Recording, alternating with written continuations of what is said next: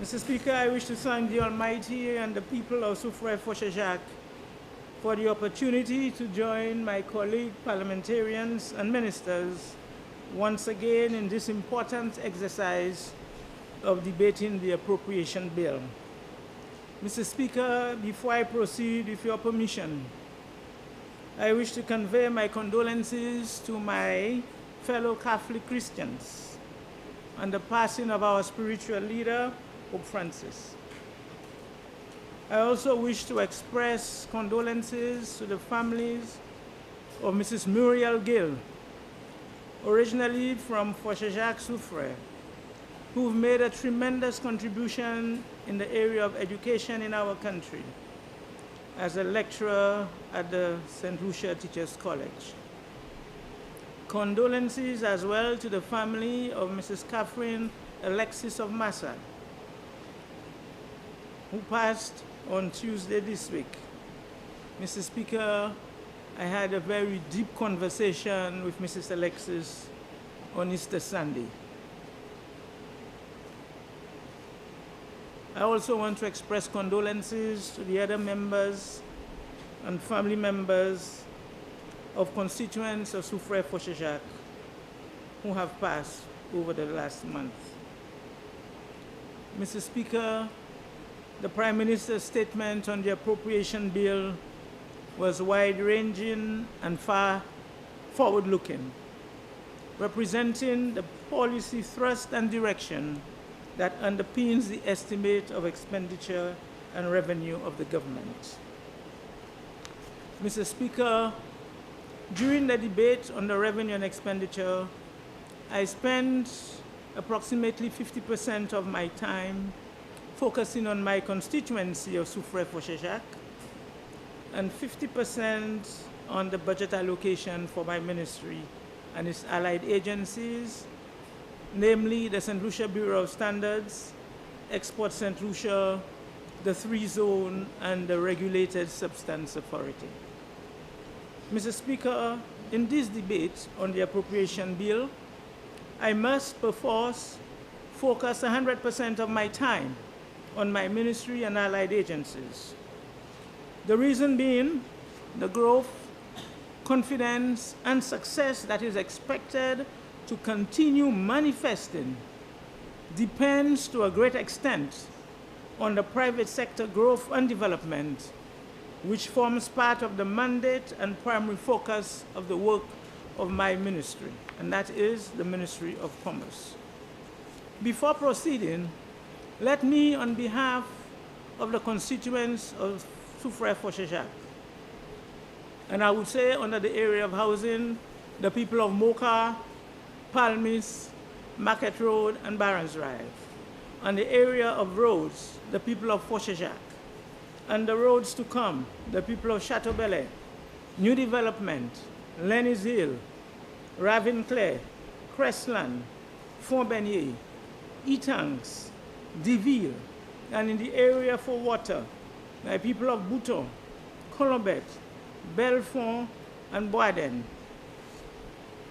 Mr. Speaker, on behalf of these constituents, on behalf of the pensioners of this country, the owners of vehicles, the nursing students, the police officers, the business community, the beneficiaries of our MSME loan grant program, the students, the public workers on contract, the bakers, members of the cooperatives, teachers, and other citizens of this country who will be receiving reprieve from this budget.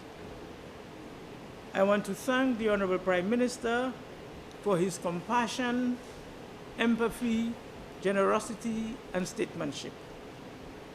Mr. Speaker, in thanking the Prime Minister, we are also truly grateful, and we pray God's guidance, protection, and blessings as he continues to lead our country with humility and with progress always. Mr. Speaker, the Honorable Prime Minister in his address on Tuesday acknowledged that challenges may lie ahead. But he also informed this Honorable House that St. Lucia is ready for any challenge.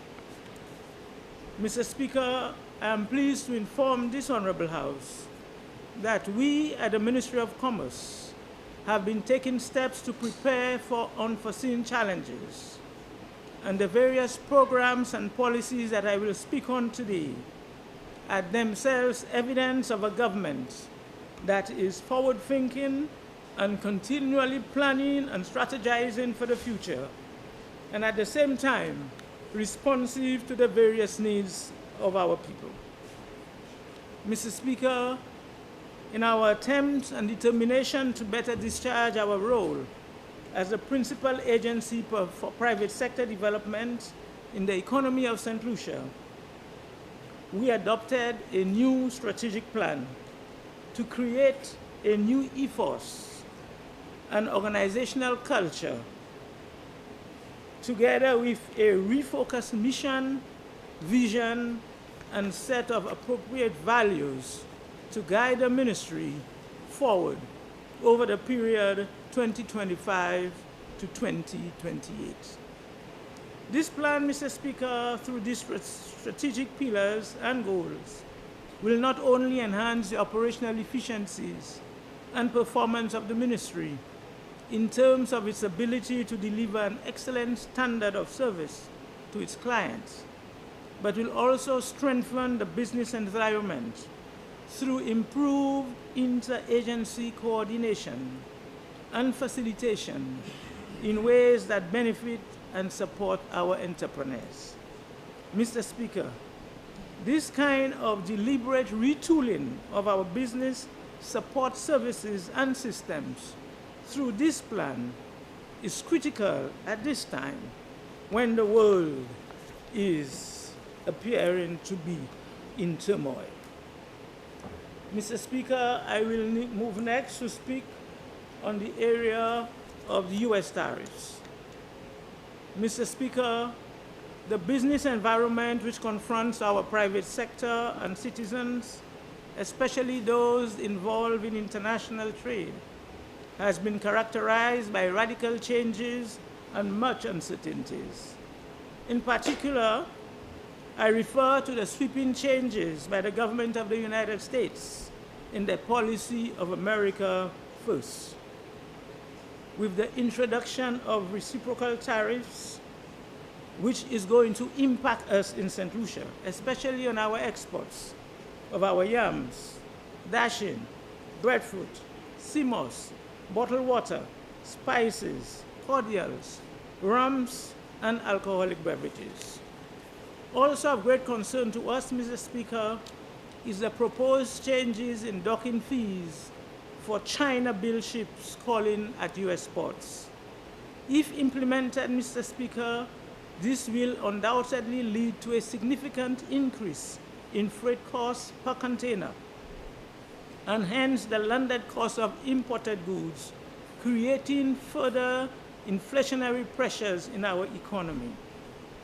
As a small island developing state and price taker in the global economy, our survival requires that we must at best find creative ways to adapt and respond to the shifting dynamics of international trade, preferably, where possible, acting in concert with others.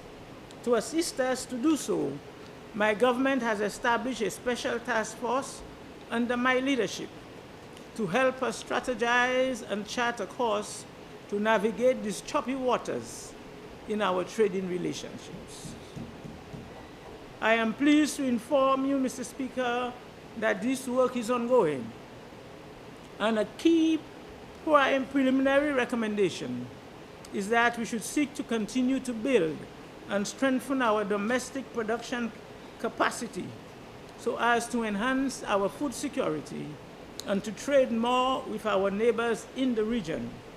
That is, engaging in a strategy of nearshoring to support our businesses and regional economy. Notably, Mr. Speaker, this is consistent with our own ministry's policy and is executed on an ongoing basis under a work program and policy framework made up of a number of thematic areas. And these areas, Mr. Speaker, would be entrepreneurial development, resilient building, consumer welfare, and substance regulations. Mr. Speaker, I will now proceed to speak especially on the area of entrepreneurial development, where we have no less than 8 projects.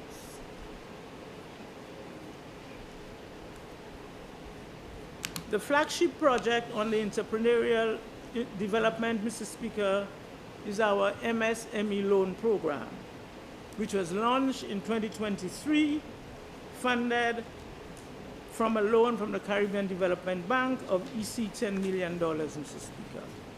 The program's reception, Mr. Speaker, has been nothing short of extraordinary. Applications surged from 513 in the first call to an overall 987 by the second call. A clear signal of the demand, relevance, and impact of this initiative. Of these, as of March 31st, 2025, 747 applications have been approved, representing a success rate of 75%, with a commendable 82% approval in our second calling. Mr. Speaker, and I can tell you, the changes, this particular program is life-changing. It empowers businesses, and it causes our dreams, the dreams of our MSMEs, to fly. It is about economic inclusion, with approximately 358 male and 379 female entrepreneurs having received support, clearly demonstrating our commitment to gender equity. The impartial assessment process, Mr. Speaker, ensured that no one was left behind. The economic diversity of this program is equally noteworthy. Key production sectors, namely manufacturing, agriculture, professional services, and creative industries, which would help to support innovation, food security, and cultural expression, accounted for 55% of all approvals. More importantly, Mr. Speaker, every constituency in St. Lucia felt the ripple effect of this policy, starting with the lead of Rosillet, followed by Soufrière. I can say that every part of St. Lucia felt and benefited from this program. As at March 31st, we approved $7.5 million, and we have some $214,000 committed, making total disbursements and commitments at $7.7 million, Mr. Speaker. In addition, government added to this by waiving the custom duties on importation of equipment, and this came to another $312,000. Mr. Speaker, in assessing this program, we noticed that there were certain gaps after we had conversation with persons around the country. And we felt that in this final stage, we are going to address this. For example, Mr. Speaker, medium-sized businesses, particularly cooperatives and bakers, expressed the need for higher levels of funding. In response, my government has approved an additional EC $3.2 million to directly finance cooperatives, medium-sized and startup bakeries, and to assist qualifying MSMEs under the first 2 phases. This phase, Mr. Speaker, will see us increasing the funding level to $50,000 for bakers and cooperatives. For these higher values, the ratio between loans and grants would be 50-50, Mr. Speaker. Mr. Speaker, during my ministerial tenure to date, the cooperative sector has received much needed attention. We have continued to engage our cooperatives, and we have, as a result of this, sat with them, Mr. Speaker, and I can tell you, Mr. Speaker, that this year, our fishers and farmer cooperatives will benefit from disbursements under our MSME loan program. 14 farmer and fisher cooperatives will be afforded the opportunity to access an allocation of approximately $540,000 to fund their improvement projects. Mr. Speaker, 20% of these funds has been reserved to facilitate 4 value chain cooperative societies in satisfying prerequisites under the UBEC program. And Mr. Speaker, the 4 cooperatives are Castries Fisher Cooperative, Swazel, Soufre, and Bellevue Corp. These cooperatives will use the funds to engage in collaborative projects to increase food production, such as tilapia, fresh fruits, and vegetable dehydration. Mr. Speaker, the remaining 80% will permit another 10 cooperatives to access funds which will allow them to meet critical factors for individual projects. And some of them, Mr. Speaker, the Coconut Growers Multipurpose Cooperative, and the project would increase coconut production and include value added. For Bellevue farmers, they are reactivating organic food production. For Millflare farmers, they are operationalizing the Lakai honey processing facility. These are some examples of what is going to happen within the cooperative sector. Mr. Speaker, our support for the baking industry under the MSME loan program.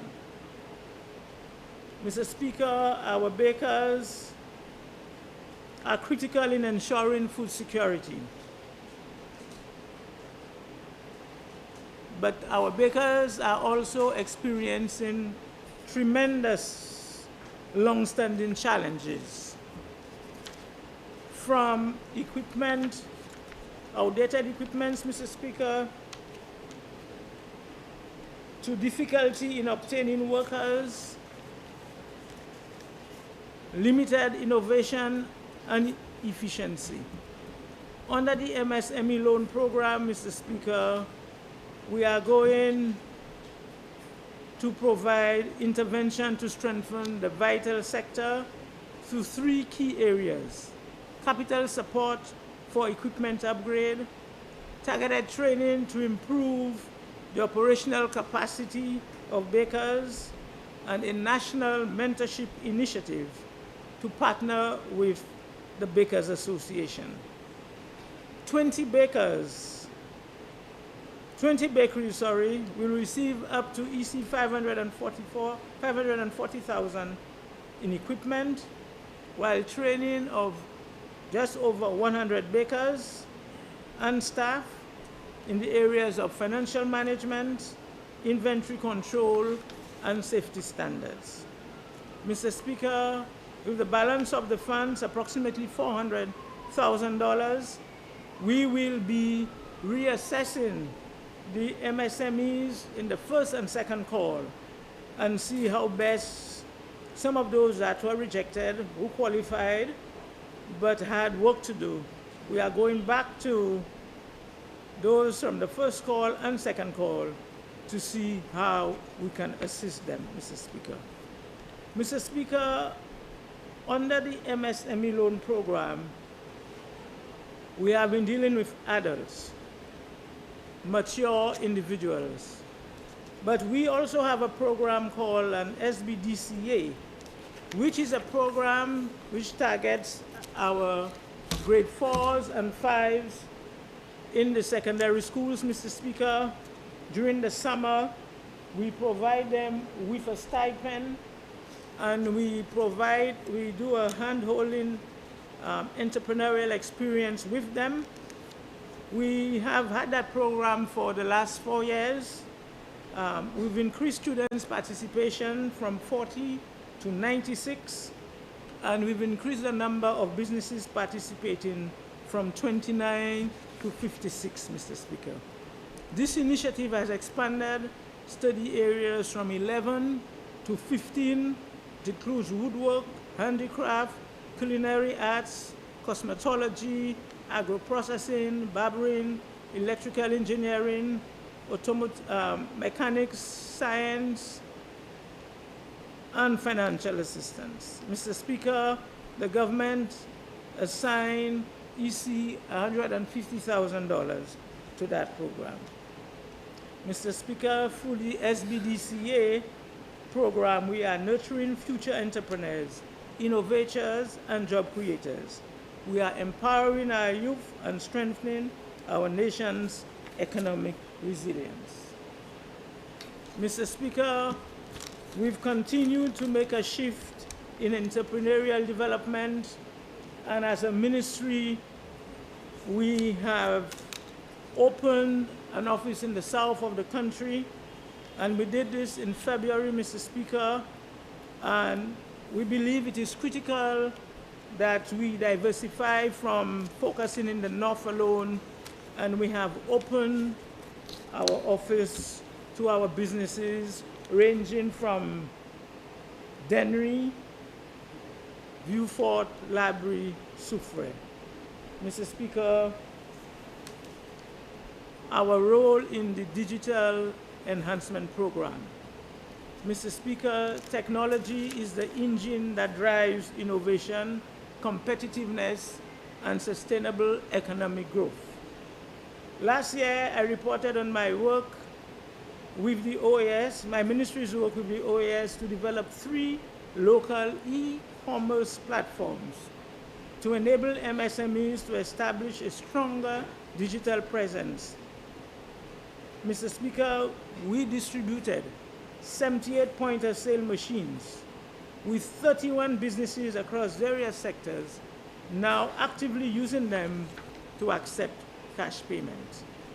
Mr. Speaker, for this year, our priority will include enhancing e-commerce platforms to get more businesses on those platforms, expanding digital payments, improving logistics and delivery systems, strengthening local digital platforms to ensure sustainability and long-term impact. These initiatives are not just about technology. They are about empowering, about unlocking the digital potential of our MSMEs. We are opening doors to new markets, greater competitiveness, and increased economic resilience for St. Lucia. Mr. Speaker, as we speak, the Ministry of Commerce, through our collaboration with the Taiwanese Technical Mission, has taken another important step. An officer from our SBDC Center is currently in Taiwan, participating in a workshop on the SME digital transformation strategy. This initiative is fully aligned with our ongoing mission to enhance the digital capability of our MSMEs. Mr. Speaker, the Honorable Prime Minister spoke passionately about St. Lucia's digital infrastructure. What is happening within government with DigiGov and the community-wide broadband project. I am of the strong view, Mr. Speaker, that our private sector, especially our MSMEs, need dedicated hand-holding and support in order for them to embrace the new technology. My visit to Taiwan some 2 years ago confirmed my view that we at the ministry needs a digital transformation unit, which should be the engine of this transformation.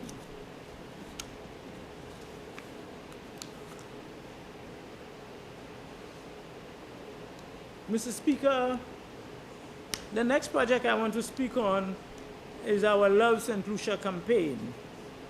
Mr. Speaker, my government remains steadfast in its commitment to strengthen St. Lucia's economy by empowering local businesses and encouraging all St. Lucians to support homegrown products and services.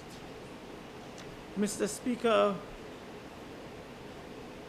as we navigate the current international trade landscape that I've spoken about earlier,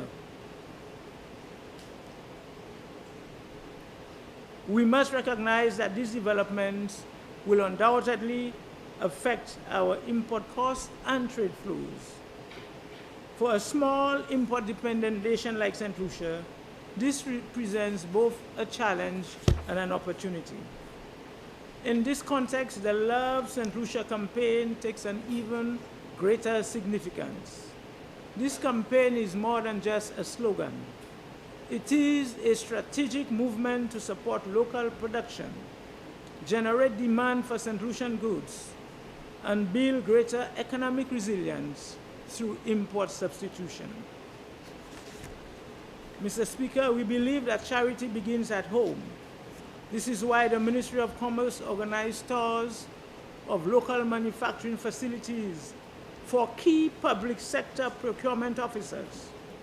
The goal is to ensure that the government itself leads by example and increases the volume of locally produced goods in public sector procurement. This initiative strengthens local industries, supports job creation, and keeps more of our economic values circulating within St. Lucia. During the 2025-26 period, the ministry will expand efforts to promote local consumption and increase the visibility of St. Lucian products, especially in this era with an ongoing global trade war. Key initiatives include educational outreach with schools, presentations, and field trips to local manufacturers, enhanced product visibility by placing more Love St. Lucia signage in businesses, and strategic marketing support. Additionally, the ministry will strengthen business-to-business networking, connecting new entrepreneurs with business leaders. Mr. Speaker, our vision is clear, and that is to build a more sustainable economy that champions local innovation, rewards entrepreneurship, and secure livelihoods across every community. Mr. Speaker, I will now speak on the solarization of our fisher cooperatives.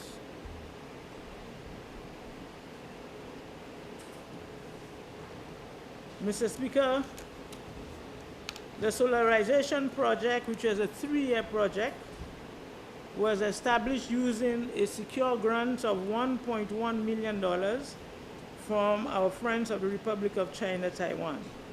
My government, in its contribution towards restoration and reconstruction of fisher cooperatives, pledged 25% towards existing projects for 9 fisher cooperative societies. Mr. Speaker, during the last 2 years, 6 fisher cooperatives have benefited, and they are Dennery, Ancillary, Soufrière, Grosillet, Castries, and Labrie. This year, 2025-26, Mr. Speaker,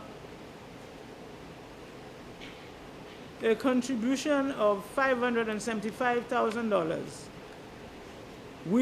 is allocated and will be used for infrastructural works at the Swazel Fisher Cooperative Society, the Goodwill Fisher Cooperative Society in Beaufort, and the East Coast Fisher Cooperative Society in Miku. Mr. Speaker, we encountered some delays during 2024-2025 in some of the work that is being done. But I want to give assurance that by March 2026, all our cooperative societies will be switched to the loose-leg grid, Mr. Speaker. To date, 3 cooperatives have been connected to the grid: Anslare, Dennery, and Soufrière. Mr. Speaker, the management of these cooperatives have agreed to establish ex gratia and in sometimes what you call pension payments to persons, to fishers who no longer can go fishing from the savings of this project. And I can tell you the average monthly bills for these 3 cooperatives range between $9,000 to $10,000. After conversion to solar, the average saving is about $5,000 a month, Mr. Speaker. Savings of $5,000 a month for each of these cooperatives. And I can tell you the plan is to use these savings to assist the elderly fishers with some form of a pension. Mr. Speaker, as it relates to cooperative, the parliamentary representative for Babono have requested the help of the ministry to establish a financial cooperative in Babono.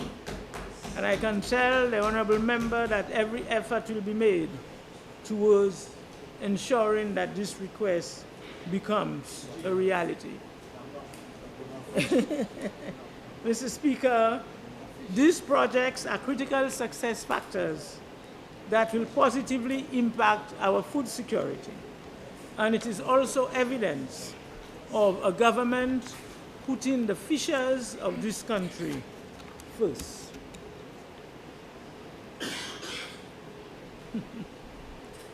Mr. Speaker, I have spoken at great length on the various programs and projects on the entrepreneurial development. However, there is one vital part of the business ecosystem that is still missing, and that is a network of business incubators, Mr. Speaker. This will serve a similar purpose as the innovation hub which the Prime Minister spoke about on Tuesday for optronics. It is a missing pillar in our entrepreneurial support and development system, which is essential to the unlocking of the full potential of the St. Lucia's micro, small, and medium enterprise. It is an initiative that we must implement for our MSMEs to progress and scale up. Mr. Speaker, I will now move on to our second pillar, which is our resilient building. And you may realize, Mr. Speaker, that all the programs that I have discussed earlier contribute to building resilience in our economy. However, Mr. Speaker, I want to take a moment to speak on the work of export promotion and the work of Export St. Lucia. In times of uncertainty, in the face of crisis, and amidst the shifting tide of global change, resilience is not merely a virtue. It is a necessity, Mr. Speaker. I am pleased to present to this Honorable House the remarkable achievements of Export St. Lucia. And I want to take this moment to publicly thank the Executive Director, Ms. Sunita Daniel, and her team for the stellar work,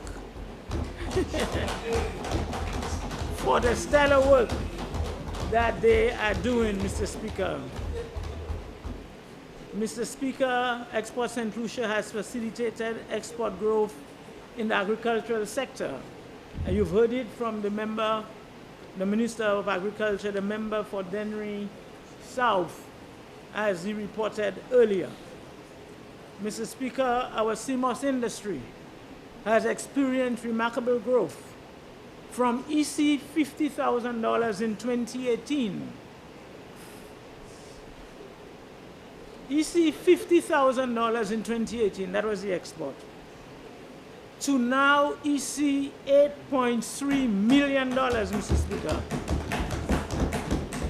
and projected to reach EC $10 million this financial year.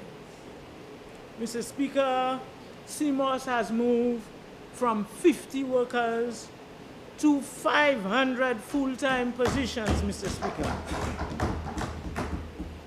Therefore, our investment in international compliance and certification has been particularly prudent. Cabinet approved the creation of a certification authority placed within Export St. Lucia to ensure that our farmers and CMOS exporters meet the stringent requirements of international standards for exporting to international markets. We have implemented programs based on global regulatory guidelines, augmented and retrofitted processing facilities towards food safety compliance to allow for continued access and growth to the North American markets. Our penetration of North American market for our dasheen and our banana exports represents a testament to the resilience and adaptability of our farmers as well as our export strategy. Throughout 2024, Mr. Speaker, our dasheen exports to North America have shown extraordinary growth. The development and registration of the local St. Lucian breadfruit trademark has been transformative. Mr. Speaker, establishing our breadfruit as a premium agricultural product in international markets is important. We have successfully positioned St. Lucia's breadfruit as a distinctive, high-quality commodity, leading to increased demands in both regional and international markets. These successes have demonstrated how strategic investment in intellectual property protection and brand development can create substantial value for our agricultural sector. Since the launch of the trademark, the expected increase in exports has been realized. We have increased our market share in North America and Western Europe, and new buyers have come on board in other regions of North America. Mr. Speaker, our penetration of the Canadian market with our bananas is not merely market access. It represents the resilience of our banana farmers and the effectiveness of export diversification strategy. Mr. Speaker, Export St. Lucia has facilitated the return to international exports for the St. Lucia Marketing Board after 3 decades, representing a significant milestone in our parastatal reform agenda, Mr. Speaker. Export St. Lucia has also assisted significantly in enhancing the infrastructure required for successful agricultural exports through the regionally funded Packhouse project, a strategic infrastructure investment that has already demonstrated measurable returns. The establishment of 3 community packhouses has created new employment opportunities in rural areas, reduced post-harvest losses, and improve our export logistic efficiency. Mr. Speaker, this comes as well with a refrigerated truck that has been provided to the St. Lucia Marketing Board to improve the cold chain, ensuring our fresh produce maintains optimal quality from harvest to export markets. Mr. Speaker, our Taste of St. Lucia brand is another development initiative. We have in Western Europe, Mr. Speaker, we have established a permanent presence through our regional capsule store in the UK. And the name is Caribbean Gros Manger. We have branded this. We have 1 store in the UK, and we intend to replicate in North America, Southern Europe, and potentially in the Middle East, Mr. Speaker, in this year. Mr. Speaker, I draw the House's attention to our innovative approach to cultural exports. The most exportable song initiative, Mr. Speaker, has created new revenue streams in our creative sector. Furthermore, Mr. Speaker, our export agency will be further enhancing export promotion of this sector by strengthening and improving the online presence of our artists on top musical sharing platforms globally. This digital strategy will amplify the international reach of our talented musicians and position St. Lucia as a significant contributor to global music landscape. Mr. Speaker, I'm particularly proud to inform this Honorable House of another landmark achievement in protecting and promoting our national unique heritage. Export St. Lucia has successfully assisted in the registration of our national first ever geographic indication, a milestone that underscores our commitment to establishing strong intellectual property framework for our premium exports. And there, Mr. Speaker, in collaboration with St. Lucia distillers, whose exceptional craftsmanship has long positioned them among the world's finest rum producers, the geographical indication for St. Lucian rum represents more than a certification. It is a formal recognition of our island's unique rum-making heritage.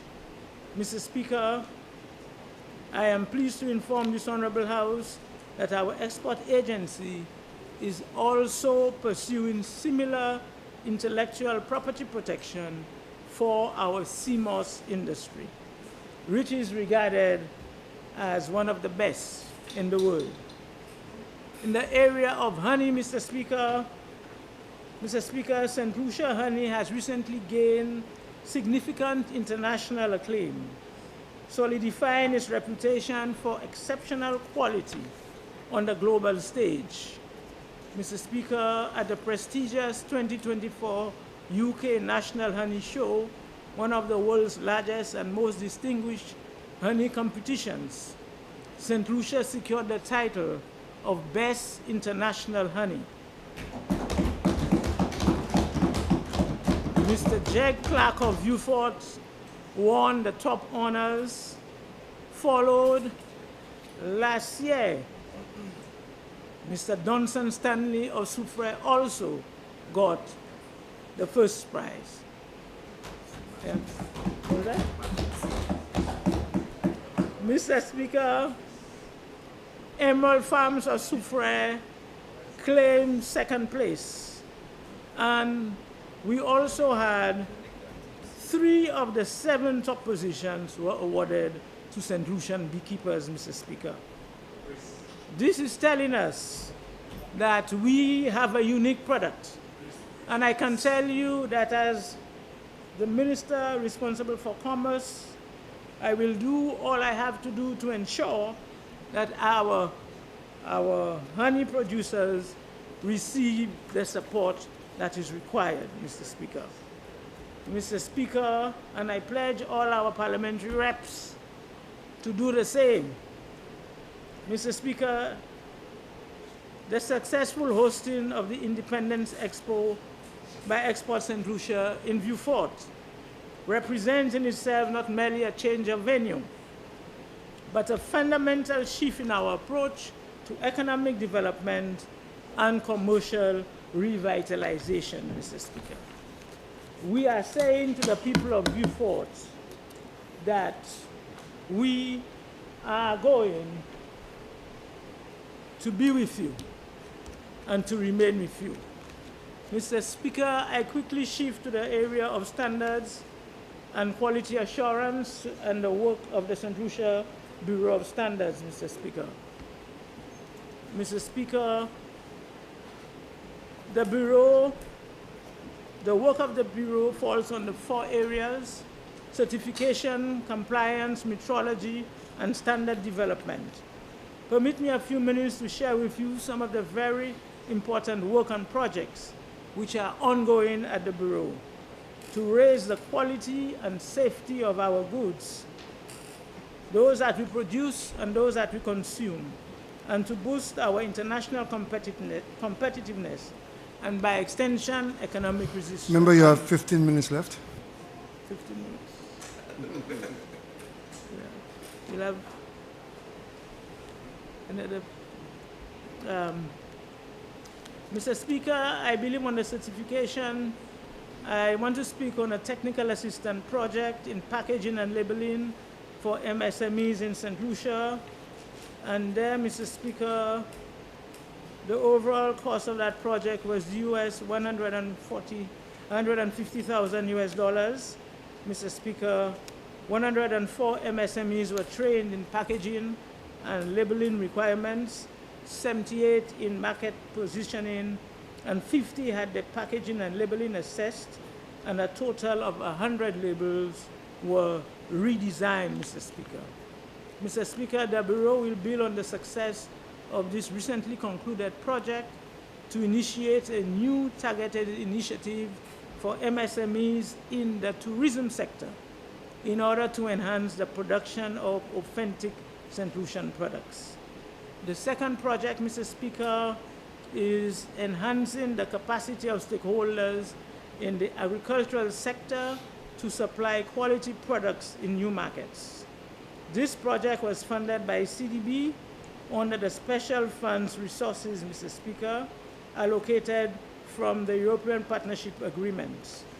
Mr. Speaker, the project contained, one, the development of an online training program in good agricultural practices, good manufacturing practices, and HACCP analysis critical control points.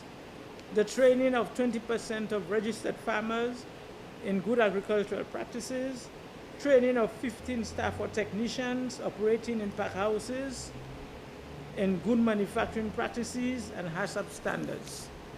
Conducting of an audit of the 2 government-owned ports, which is the sea and airports, against good manufacturing standards.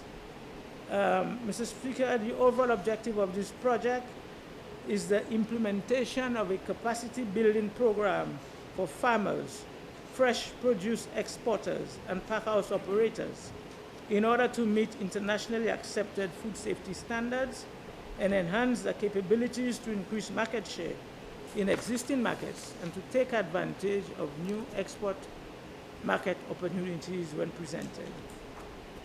Mr. Speaker, some 105 farmers benefited from training in GAP. 14 persons, including packhouse operators, received training, and 10 persons, which are packhouse operators and staff of Export St. Lucia, received training in HACCP. Mr. Speaker,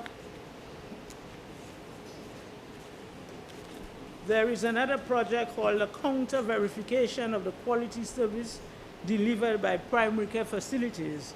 And there the Bureau is working with the Ministry of Health to ensure that the services that they provide to our persons with diabetes and hypertension, that the equipments are functioning properly, Mr. Speaker.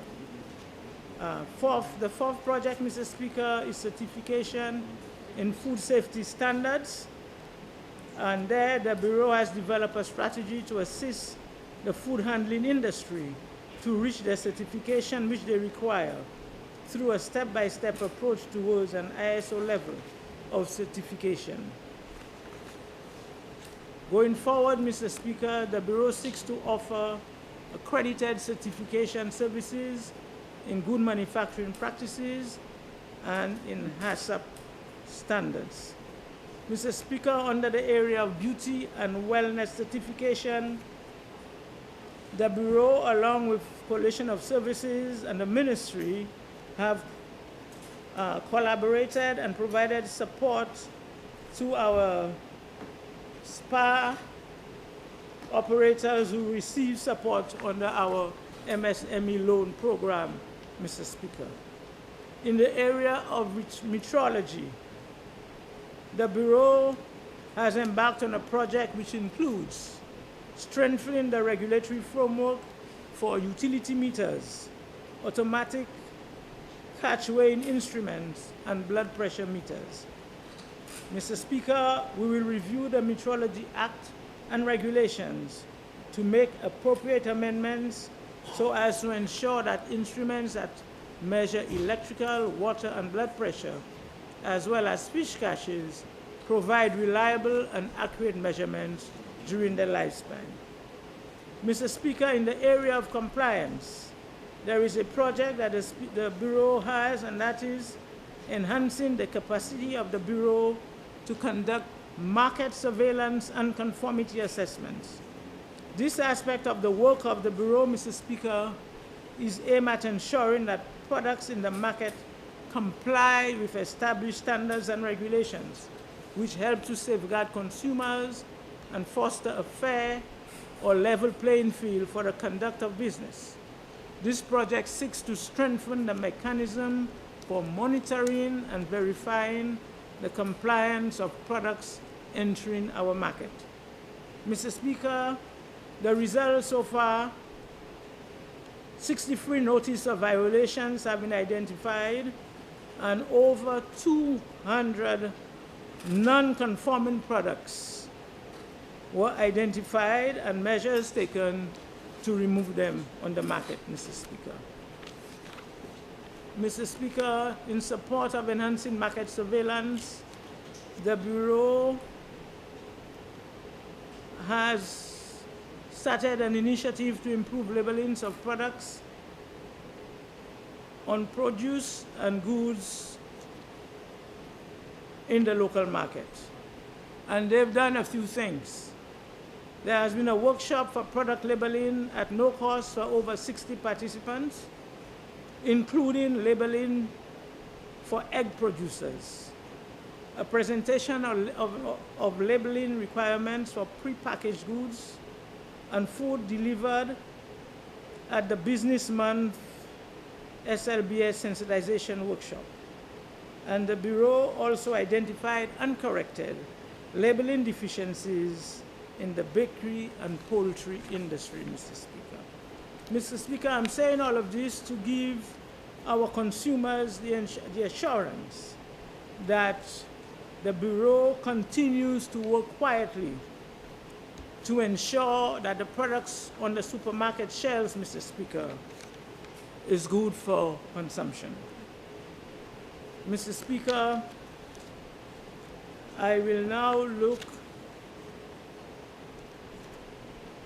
a noted development and benefit on one of the projects that is being done by the Bureau at the moment. Is impacting, for example, we had a situation where the head of the standards development and the deputy director of drafting at the Office of the Attorney General Chambers completed international technical programs together with our people at the cannabis industry within the US.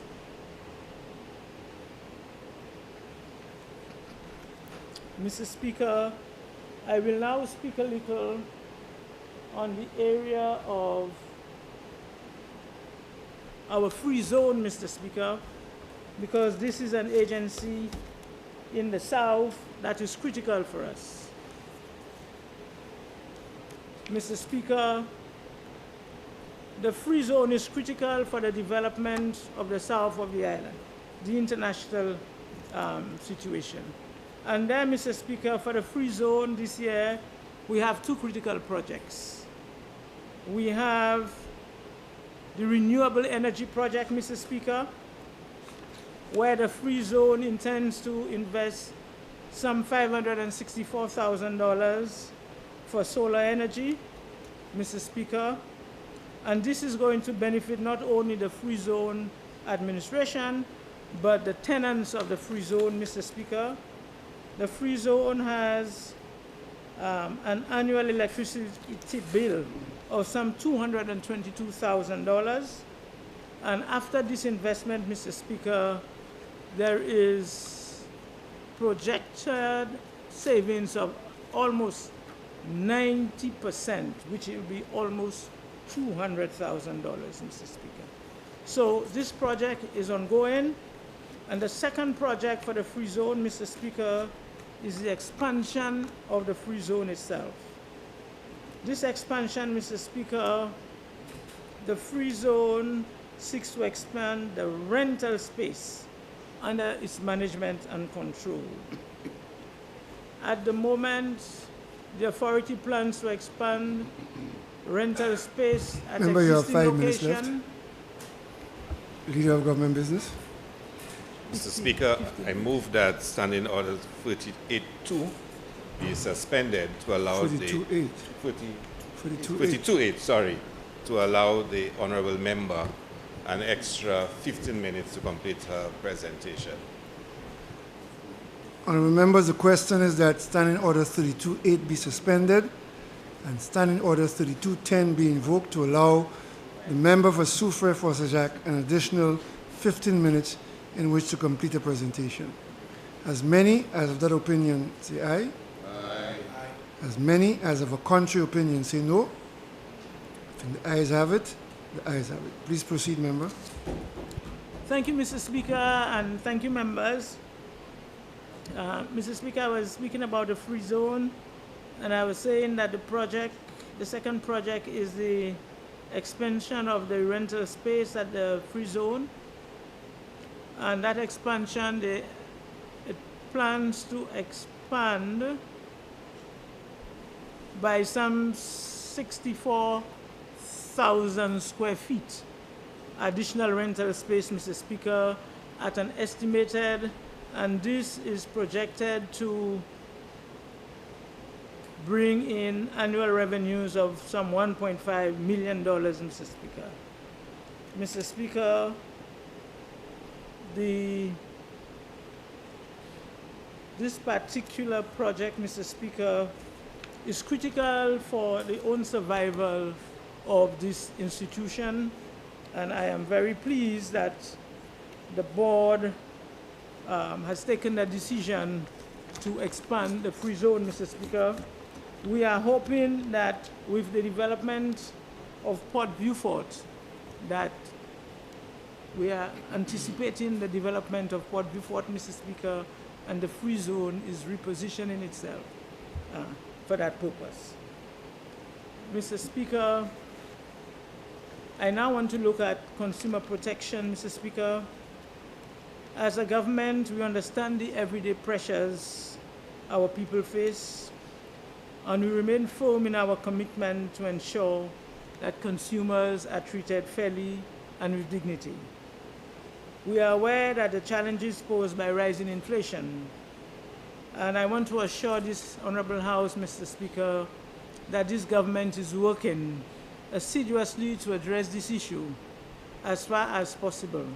Several of the policy initiatives outlined by the Honorable Prime Minister were aimed in that regard. With this in mind, Mr. Speaker, I'm particularly pleased to report that this government has given approval for the establishment of a competition policy framework for the country. We are currently working with regional agencies and the Office of the Attorney General for the development of enabling legislation. This forward-looking policy will provide much-needed regulations, specifically in the area of mergers and acquisitions, ensuring that no single entity can dominate the market to the detriment of consumers. Mr. Speaker, this legislation will protect consumers from monopolistic practices and help create an environment where innovation thrives and businesses can earn customer loyalty through value and service, Mr. Speaker. Mr. Speaker, we are also strengthening our legal tool to ensure high-quality service standards to consumers with the amendments of the Distribution and Price of Goods Act, which now empowers our officers to issue tickets and penalties to businesses that engage in illegal practices, such as selling goods in excess of the maximum approved selling price, hoarding or misrepresentation of goods. This is a critical step in ensuring that businesses operate within the law and that consumers are not exploited. It also enforces the message that the markets must function with integrity and that this government will not tolerate practices that put profit over people. Mr. Speaker, please note that all of these actions aimed at regulating competition, enforcing fair pricing, and combating unethical business practices are driven by a single goal, that is, protecting the consumer. Mr. Speaker, notwithstanding all what we want to put in place, we believe that we need to strengthen our efforts at consumer education, Mr. Speaker. We believe that when the consumer is empowered with information and education, that consumer is a more empowered consumer and will participate in the economy in a much bigger way. Mr. Speaker, this government will continue to work together with agencies and sectors to build a marketplace that is fair, transparent, and accommodating to meet all citizens. Mr. Speaker, I want to say a little on our Regulated Substance Authority. And Mr. Speaker, this is the new kid on the block. The Regulated Substance Authority came into being as a result of the responsibility to form a cannabis industry. I want to tell you, Mr. Speaker, in January, the RSA released the draft Cannabis and Industrial Hemp Bill for public comments. In February and March, the RSA embarked on an island-wide public consultation and multi-sectoral stakeholder engagement. Now a fixture in the St. Lucia calendar, the RSA also hosted its 2025 symposium in March. Mr. Speaker, already in April, the RSA has prepared and submitted a memorandum to the Attorney General's Chamber to request changes to the cannabis bill incorporating the comments received from the general public. We expect this revised version of the bill to be presented to the Cabinet of Ministers in the coming weeks, and I look forward to its reading in this Honorable House. Mr. Speaker, the bill is but the backbone of the industry being birthed. The extremities and details are to be found in over 15 regulations, which have already been drafted and will be published for public review in the coming weeks. Mr. Speaker, as a minister with responsibility for the RSA, I have at every opportunity instructed the board and staff of the RSA not to let up, not to slow down, and to keep the totality of its mandate and motto in focus. In addition, Mr. Speaker, the Cabinet of Ministers has assigned matters relevant to radiation and safety and security to the RSA.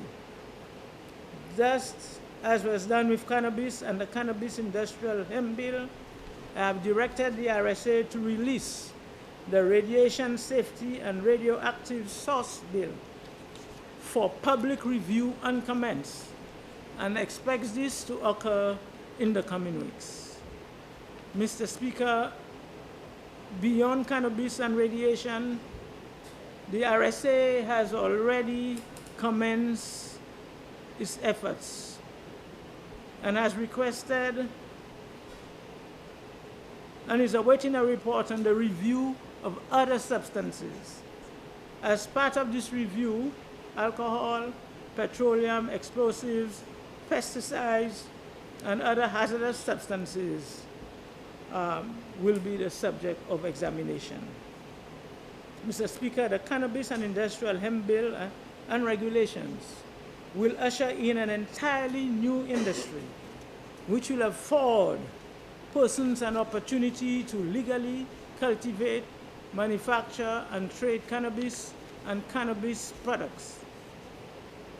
Beyond the players in this industry, we expect entrepreneurial development in the industries which will complement the sector with transport, security, packaging, testing, cleaning, auditing, and many other services which the players in the industry will require. And we see the same for other industries as they come on board. Mr. Speaker, as it relates to customer welfare, the work that the RSA is doing in the area of radiation, Mr. Speaker, is critical.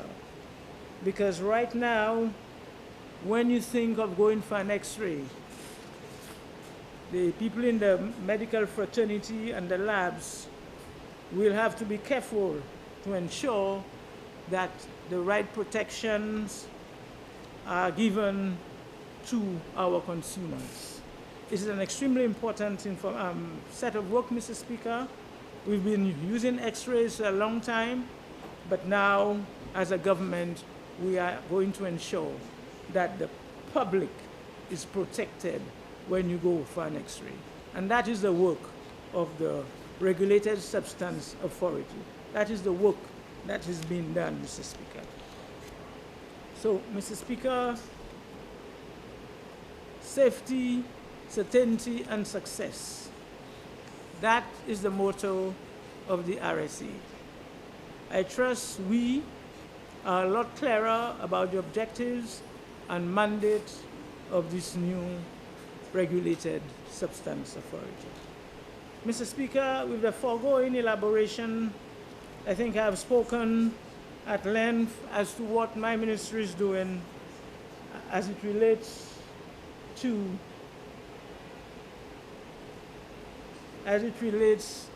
the appropriation bill, Mr. Speaker.